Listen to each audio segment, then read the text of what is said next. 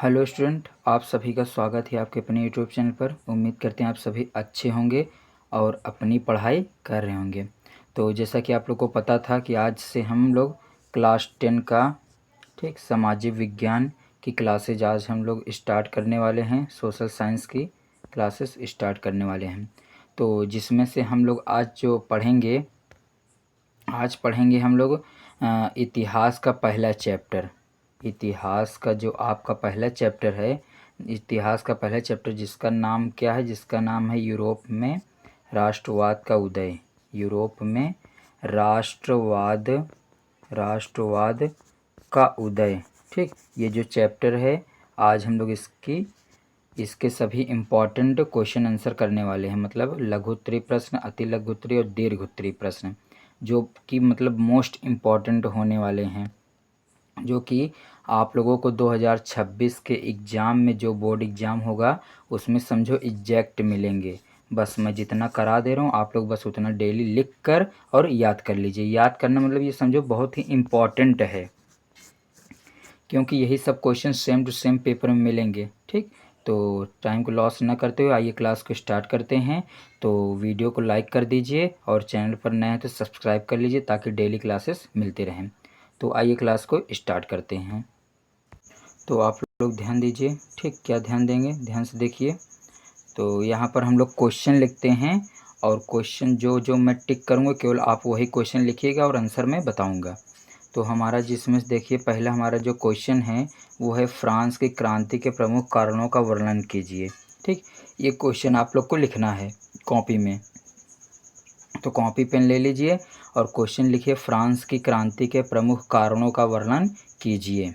तो वीडियो को रोक कर आराम से लिख लीजिए, पूरा क्वेश्चन नहीं लिखना, मतलब मैं जो जो बताऊंगा वही आपको लिखना है बस। ठीक, तो पहला क्वेश्चन है फ्रांस की क्रांति के प्रमुख कारणों का वर्णन कीजिए। तो आइए इसका आंसर देखते हैं। ठीक, तो इसका आंसर क्या हो जाएगा, ध्यान से देखिएगा।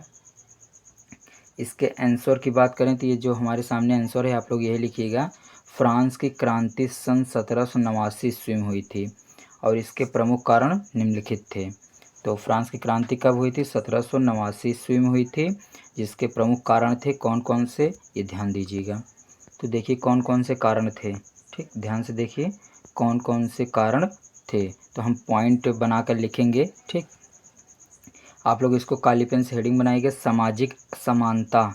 सामाजिक असमानता मतलब समझते हैं आप लोग, सामाजिक असमानता मतलब ये कि सामाजिक मतलब समाज के तौर पर, और असमानता मतलब ये समझ सकते हो कि भेदभाव।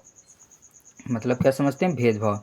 जैसे कि इसमें क्या लिखेंगे, समाज 3 वर्गों में बंटा था जिसमें केवल तीसरे वर्ग पर करों का बोझ था।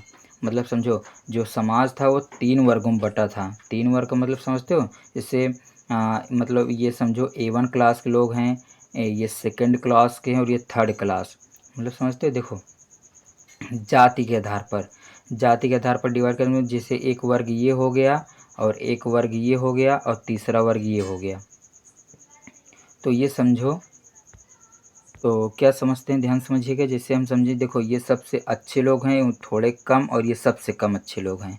ठीक, तो वर्ग जो हमारा उस समय जो बंटा हुआ था समाज वो 3 वर्गों में बंटा था। ठीक, ये उच्च कोटि के लोग थे, ये समझो ये मतलब थोड़े उच्च कोटि के थे और ये क्या थे, निम्न कोटि के थे, ऐसा समझो। तो इसमें जो था मतलब ये दोनों लोग तो ठीक थे, जो तीसरा वाले निम्न जाति के लोग होते थे इन्हीं पर क्या था, करों का बोझ था।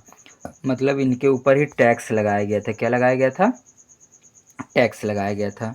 तो उम्मीद करते हैं आपको ये समझ में आ गया होगा। तो समाज 3 वर्गों में बटा था जिसमें केवल तीसरे वर्ग पर करों का बोझ था।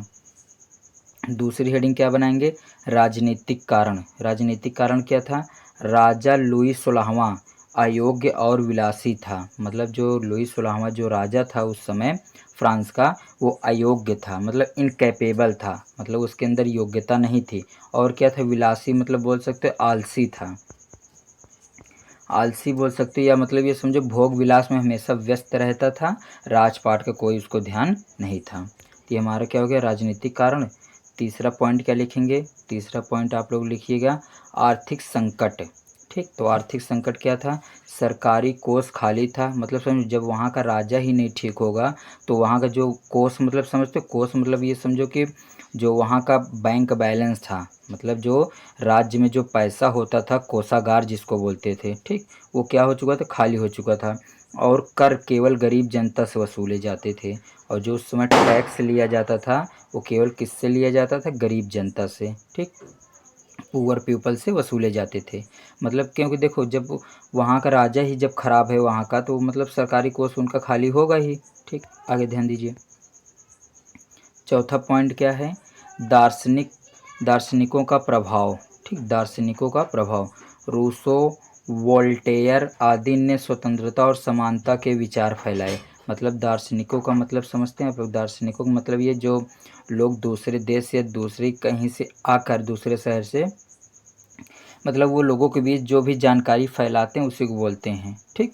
तो जो रूसो था और वोल्टेयर जो था, वोल्टेयर उन्होंने क्या किया, स्वतंत्रता और समानता के विचार फैलाए थे कि हम लोग स्वतंत्र हैं और हम लोग एक समान हैं, मतलब कोई ऊपर नीचे नहीं है। जैसे अभी पहले में क्या लिखा हुआ था, सामाजिक प्रभाव में, उसमें क्या लिखा था, मतलब जो हमारा समाज था वो 3 वर्गों में बँटा हुआ था। लेकिन ये रूसो और जो वोल्टेयर आए, इन्होंने बताया कि हमारा वर्ग भले चाहे जो हो, लेकिन हम सब क्या हैं, इक्वल हैं, मतलब समान हैं। नेक्स्ट और लास्ट देखिए कौन सा टॉपिक हमारा, तत्काल कारण, ठीक। तत्काल कारण क्या था फ्रांस की क्रांति का, जनता ने 14 जुलाई 1789 को बास्तील किला तोड़कर क्रांति का आरंभ कर दिया। तो वहाँ का जो बास्तील किला था उसको तोड़कर जो फ्रांस की क्रांति थी उसका प्रारंभ जनता ने कर दिया था। तो उम्मीद करते हैं आप लोग को पहला आंसर समझ में आ गया होगा और लिख लिए होंगे। आप लोग इसको 100% याद कर लीजिएगा, ठीक। और नेक्स्ट क्वेश्चन की ओर चलते हैं और देखते हैं हमारा अगला क्वेश्चन कौन सा है। नेक्स्ट क्वेश्चन हम कौन सा पढ़ेंगे, जो मैं बताऊंगा केवल आप लोग वही लिखना, ठीक।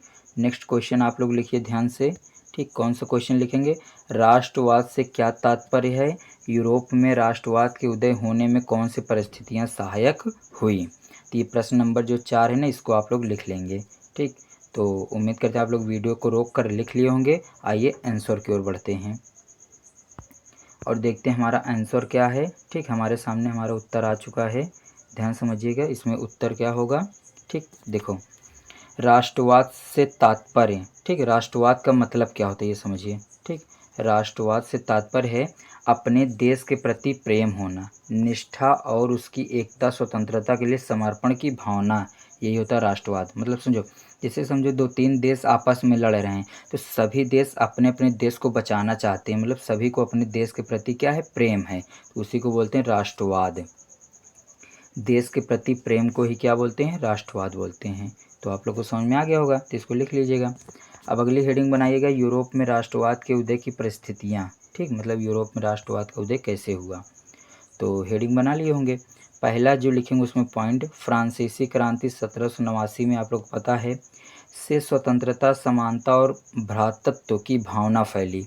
मतलब उसकी क्रांति से ही स्वतंत्रता, फ्रीडम, समानता, इक्वलिटी और भ्रातृत्व मतलब भाईचारा की भावना फैली थी। ओके, सेकंड क्या है, दूसरा नंबर क्या था, दूसरा नंबर पॉइंट हो जाएगा, नेपोलियन के सुधारों ने एकता की भावना को बल दिया। मतलब वहाँ का जो राजा नेपोलियन था उसके सुधारों ने क्या किया, एकता की भावना को बल दिया कि हम सब एक रहेंगे। और तीसरा पॉइंट क्या हो जाएगा, तीसरा पॉइंट हमारे पास जो होगा वो क्या होगा, ध्यान समझिएगा। तीसरा पॉइंट है औद्योगिक क्रांति से आर्थिक और सामाजिक परिवर्तन हुए। औद्योगिक क्रांति मतलब समझते हैं ना, औद्योगिक में इंडस्ट्री बोल सकते हैं, इंडस्ट्रियलाइजेशन, जहाँ पर वर्कर काम करते थे, मतलब जहाँ पर सारे वर्कर क्या करते थे, काम करते थे, तो वहाँ से आर्थिक और सामाजिक परिवर्तन हुए, ठीक। नेक्स्ट पॉइंट क्या लिखेंगे, चौथा पॉइंट हमारा हो जाएगा, क्या हो जाएगा, शिक्षा और संचार के विकास से राष्ट्रीय चेतना बढ़ी। मतलब ये समझ रहे हैं कि जो नेपोलियन था उसने बहुत अच्छा कार्य किया था। शिक्षा मतलब अगर जब व्यक्ति शिक्षित हो जाएंगे उसका जब प्रचार प्रसार होगा तो सबको खुद ही पता चल जाएगा हमारा मतलब हमें अपने देश से क्यों प्रेम करना चाहिए सभी को। तो इससे क्या हुई, राष्ट्रीय चेतना बढ़ी, ठीक। तो उम्मीद करते हैं ये भी आप लोग लिख लिए होंगे दूसरा। इसके बाद देखते हैं अगला क्वेश्चन कौन सा है। नेक्स्ट क्वेश्चन हम लोग देखेंगे, इसके बाद यूरोप का हो गया। नेक्स्ट क्वेश्चन है हमारे सामने जो क्वेश्चन लिखेंगे आप लोग, कौन सा क्वेश्चन लिखेंगे, जर्मनी के एकीकरण की प्रक्रिया के बारे में संक्षिप्त लेख लिखिए। मतलब जर्मनी के एकीकरण के बारे में हमको बताना है। ठीक, जर्मनी के एकीकरण के बारे में बताना है। या इसको हम लोग जोड़ सकते हैं कहाँ से, इसको यहाँ पर जोड़ो, ये वाला मत लिखो, आप लोग लिखो ये वाला क्वेश्चन 7 नंबर। ठीक, हम उसमें जोड़ देंगे इसको। देखो, यूरोप में राष्ट्रवाद के उदय में जर्मनी आ गया ना, और इटली, यहाँ से दोनों हो जाएगा। तो जर्मनी एवं इटली का एकीकरण का योगदान बताइए वाला आप लोग लिखिए। ठीक, प्रश्न नंबर 7 कौन से लिखेंगे आप लोग, प्रश्न नंबर लिखेंगे 7। ठीक, यूरोप में राष्ट्रवाद के उदय में जर्मनी एवं इटली के एकीकरण का योगदान बताइए। तो आइए आंसर देखते हैं। आंसर कौन सा हो जाएगा, ये हमारे पास आंसर है, थोड़ा सा बड़ा होगा क्योंकि इसमें 2 क्वेश्चन पूछा हुआ है, तो ध्यान से लिखिएगा आंसर। ठीक, क्या लिखेंगे देखिए, आंसर हमारा हो जाएगा, यूरोप में राष्ट्रवाद के उदय में जर्मनी और इटली के एकीकरण का अत्यंत महत्वपूर्ण योगदान रहा। ठीक, यूरोप के राष्ट्रवाद के उदय में जर्मनी और इटली का एकीकरण का क्या था, बहुत महत्वपूर्ण योगदान था। ओके, 17वीं और 18वीं शताब्दी में यूरोप ने अनेक छोटे छोटे राज्यों में बंटा हुआ था। मतलब 17वीं और 18वीं शताब्दी में जो यूरोप था वो क्या था, यूरोप, देखो यूरोप एक महाद्वीप है जिसके अंतर्गत मतलब कई सारे देश हैं। ठीक, जैसे जर्मनी, इटली, फ्रांस, ये सब तो थे।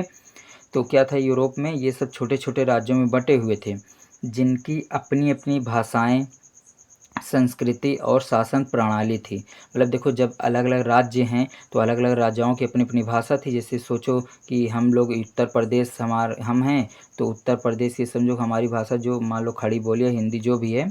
और अगर हम लोग जैसे मेघालय चले जाएं या हम लोग कर्नाटक चले जाएं तो वहाँ कन्नड़ हो जाएगी, या तमिलनाडु चले जाएं तो वहाँ तमिल भाषा हो जाएगी। तो वैसे ही था, मतलब जो राज्य वहाँ पर बंटे हुए थे उनकी अपनी अपनी भाषाएं, संस्कृति और शासन प्रणाली थी। शासन प्रणाली मतलब समझ सकते हो कि जो वहाँ के राजा शासन करते थे वो अपना नियम लगाते थे, दूसरे राज्य में जो राजा शासन करते थे वो अपना नियम लगाते थे, तो वही शासन प्रणाली। लेकिन 19वीं शताब्दी में लोगों में अपने देश को एक राष्ट्र के रूप में देखने की भावना जागृत हो गई। मतलब जितने भी लोग थे 19वीं शताब्दी में उनके अंदर भावना जाग गई कि हम सब, मतलब हम सब का देश एक ही है, राज्य भले अलग अलग है लेकिन देश क्या है, अलग है, अलग नहीं है। मतलब ये समझो, जैसे मान लो ये हमारा भारत है, अब भारत के अंदर क्या है, देखो 28 राज्य हैं ना, तो ऐसे समझ लो, लेकिन देश तो एक ही है। वैसी भावना इन लोग के अंदर जाग चुकी थी। तो आप लोग इसको लिख लीजिएगा, इसके आगे हम लोग क्या लिखेंगे अब। ठीक है, आप लोग वीडियो को रोक कर आराम से लिख लिया करिए, उसके बाद पढ़ लिया करिए साथ ही साथ में। ठीक, तो ध्यान दीजिए, अगली हेडिंग बनाए जर्मनी का एकीकरण। तो जर्मनी उस समय लगभग 39 छोटे छोटे राज्यों में बंटा हुआ था।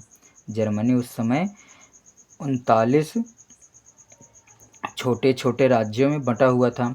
प्रशा के प्रधानमंत्री, ये प्रशा स्थान का नाम है, कि प्रधानमंत्री ओटो वान बिस्मार्क ने लोहे और रक्त की नीति अपनाकर इन राज्यों को एकजुट किया। लोहे और रक्त नीति मतलब समझ सकते हैं, लोहे और रक्त की नीति मतलब ये होता है कि बहुत कठोर कानून या बहुत कठोर नीति अपनाकर इन राज्यों को एकजुट किया, मतलब एकत्रित किया, इकट्ठा किया।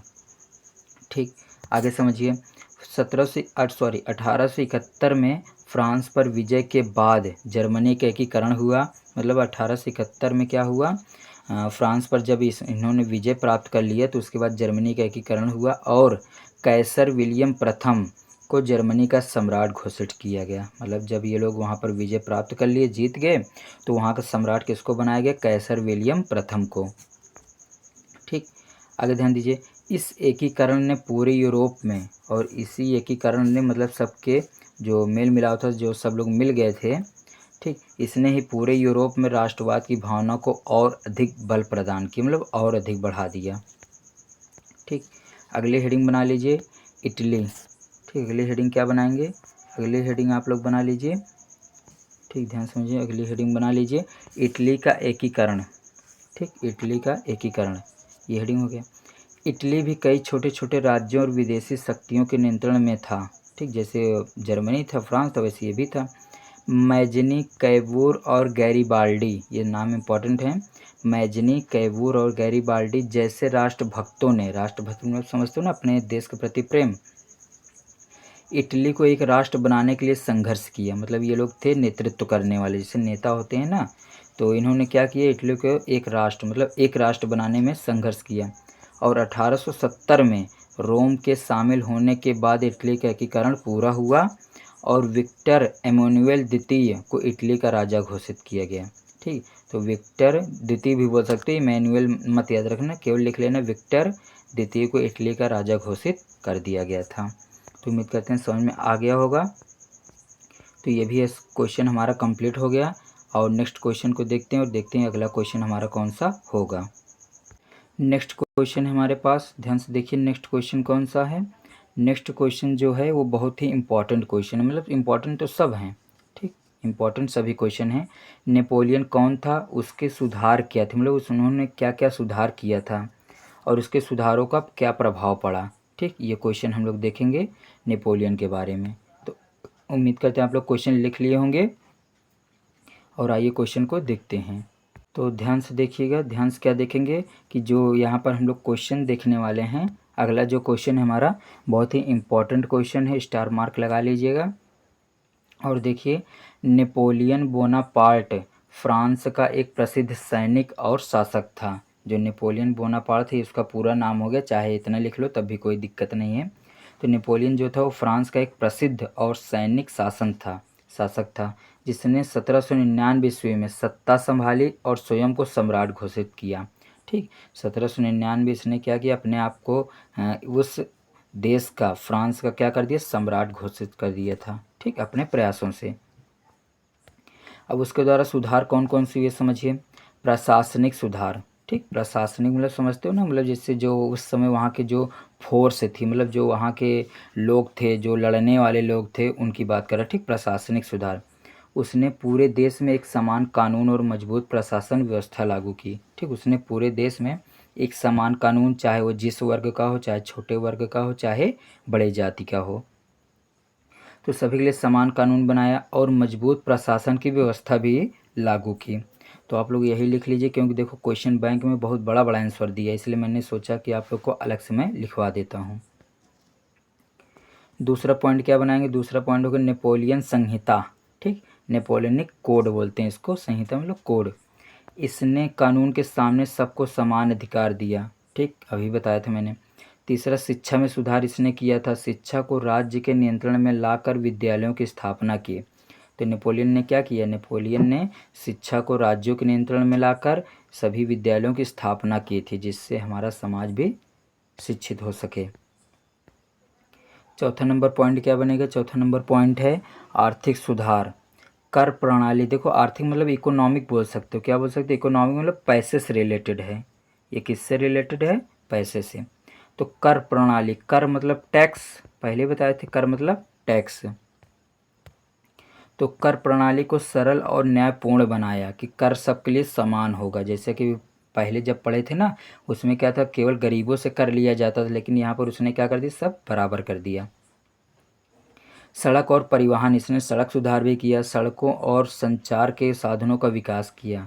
तो आप लोग जानते हो, इसी हेडिंग से ही एक एक लाइन लिख सकते हो। क्यों लिख सकते हो, मतलब अगर बोलो आर्थिक सुधार तो सीधे बोल देना नेपोलियन बोनापार्ट जो था उसने अपने समाज में, अपने देश में आर्थिक सुधार किया था, जैसे उसने कर प्रणाली को सरल और न्यायपूर्ण बनाया। तो इसी क्वेश्चन से ही आप लोग और बना सकते हैं। ठीक, तो अब यही लास्ट हमारा जो पॉइंट है, इन सुधारों से फ्रांस में एकता, समानता और राष्ट्रवाद की भावना मजबूत हुई। ये था नेपोलियन के बारे में।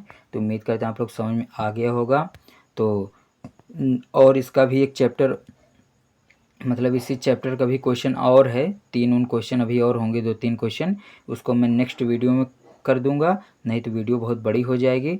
आप लोग इसको लिख लीजिएगा और डेली आपको 1-2 क्वेश्चन याद करने की कोशिश करिए। ठीक, डेली आंसर को याद करिए और चैनल को सब्सक्राइब कर लीजिए ताकि आप लोग को डेली वीडियो मिलते रहे।